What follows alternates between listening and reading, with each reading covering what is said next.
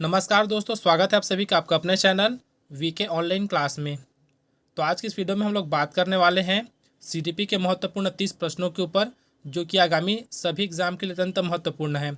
तो बिना देरी के वीडियो को स्टार्ट करते हैं और देखते हैं आज का हमारा प्रश्न। पहला प्रश्न है, यदि आप प्राथमिक शिक्षक हैं तो कक्षा में सकारात्मक वातावरण हेतु आपका दायित्व क्या होगा। ठीक है दोस्तों, आपका दायित्व क्या होगा ये पूछा गया है। तो इसका जो आंसर है दोस्तों वो हो जाएगा ऑप्शन डी, अर्थात प्रत्येक छात्र के लिए समान लक्ष्य सुनिश्चित करेंगे।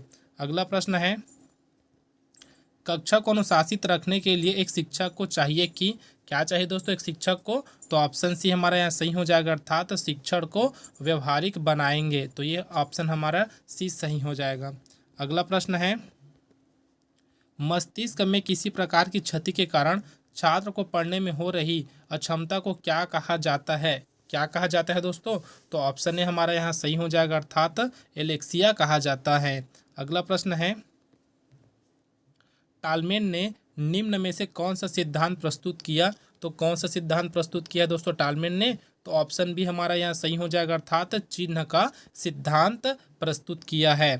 अगला प्रश्न है, अध्यापन निम्न में से कैसी प्रक्रिया है। तो कैसी प्रक्रिया है दोस्तों। तो ऑप्शन सी हमारा यहाँ सही हो जाएगा, अर्थात त्रिध्रुवी प्रक्रिया है अध्यापन। अगला प्रश्न देखते हैं। प्रश्न है, किसी कार्य को जिन मनोवृत्ति से किया जाएगा वैसे ही सफलता प्राप्त होती है। ये वाक्य किस नियम के अंतर्गत कहा गया है। तो किस नियम के अंतर्गत कहा गया है। तो ऑप्शन बी हमारा सही हो जाएगा, अर्थात मनोवृत्ति का नियम के अंतर्गत यह कहा गया है। अगला प्रश्न है, बिल्ली पर किस वैज्ञानिक प्रयोग किया। ठीक है दोस्तों, किस वैज्ञानिक ने बिल्ली पर प्रयोग किया। तो इसका जो आंसर है दोस्तों वो हो जाएगा ऑप्शन डी, अर्थात थॉर्नडाइक ने प्रयोग किया है बिल्ली पर। अगला प्रश्न है, पुनर्बलन का सिद्धांत निम्न में से किस पर बल देता है। तो किस पर बल देता है दोस्तों। तो ऑप्शन सी हमारे यहाँ सही हो जाएगा, अर्थात आवश्यकता पर बल देता है। अगला प्रश्न है,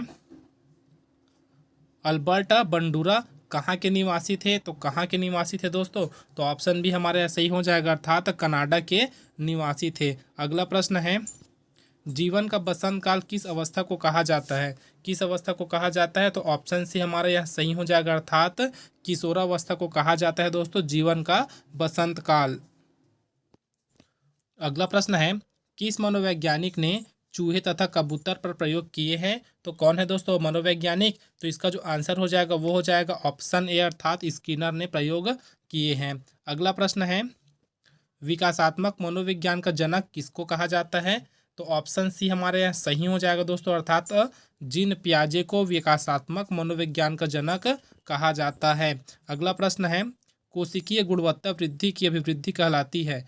किसका मत है। तो इसको आपको कमेंट बॉक्स में कमेंट करके बताना है दोस्तों कि यह मत किसका है। अगला प्रश्न देखते हैं, 20वीं शताब्दी को बालकों की शताब्दी किसने कहा है। तो किन्होंने कहा है दोस्तों 20वीं शताब्दी को बालकों की शताब्दी। तो ऑप्शन डी हमारा यहाँ सही हो जाएगा, अर्थात क्रो तथा क्रो ने यह कहा है। अगला प्रश्न है, सीखने का आदर्श काल निम्न में से किस अवस्था की विशेषता है। तो कौन सी अवस्था की विशेषता है दोस्तों सीखने का आदर्श काल। तो ऑप्शन यहाँ हमारा सी सही हो जाएगा, अर्थात शैशवावस्था। अगला प्रश्न है, संग्रह करने की प्रवृत्ति किस अवस्था की एक विशेषता है। तो किस अवस्था की विशेषता है। तो ऑप्शन बी हमारा सही हो जाएगा दोस्तों, अर्थात बाल्यावस्था की विशेषता है संग्रह करने की प्रवृत्ति। अगला प्रश्न है, शिशु के किस आयु में दूध के दांत निकलना प्रारंभ हो जाते हैं। तो किस आयु में दोस्तों। तो ऑप्शन सी हमारे यहाँ सही हो जाएगा, अर्थात 6 माह में। अगला प्रश्न है, किसके अनुसार 6 वर्ष की आयु में बालक के मानसिक योग्यताओं का पूर्ण विकास हो जाता है। तो किसका मत है दोस्तों। तो इसका जो आंसर है वो हो जाएगा ऑप्शन ए, अर्थात क्रो तथा क्रो के अनुसार। अगला प्रश्न है, बालकों में निंदनीय संवेग के अंतर्गत पाया जाता है। क्या पाया जाता है। ऑप्शन सी हमारे यहाँ सही है दोस्तों, अर्थात क्रोध पाया जाता है। अगला प्रश्न है, अधिगम या व्यवहार सिद्धांत के प्रतिपादक कौन है। तो कौन है दोस्तों इस सिद्धांत के प्रतिपादक। तो ऑप्शन डी हमारा यहाँ सही हो जाएगा, क्लार्क जो इस सिद्धांत के प्रतिपादक है जिसका नाम है अधिगम या व्यवहार सिद्धांत। अगला प्रश्न है, वैलेंटाइन ने आदत के कितने प्रकारों का वर्णन किया है। तो देखियो दोस्तों, पूछा क्या है, आदत पूछा है ना, तो कितने प्रकारों का वर्णन किया है बताना है। तो इसका जो आंसर हो जाएगा दोस्तों वो है ऑप्शन सी, अर्थात 7 प्रकार के। अगला प्रश्न है, वह न्यूनतम योग्यताएं तथा कुशलताएं जो कि एक श्रेष्ठ जीवन यापन हेतु आवश्यक होती है क्या कहलाती है। क्या कहलाती है दोस्तों, तो सामाजिक कौशल कहलाती है, अर्थात ऑप्शन डी हमारा यहाँ सही हो जाएगा। अगला प्रश्न है, सर्वप्रथम रुचि परीक्षण निर्माण कब और कहाँ हुआ। तो कब और कहाँ हुआ है दोस्तों, तो ऑप्शन डी हमारा सही हो जाएगा, अर्थात 1919 ईस्वी में अमेरिका में हुआ है। अगला प्रश्न है, क्या सांस्कृतिक वातावरण बालक के विकास को प्रभावित करते हैं।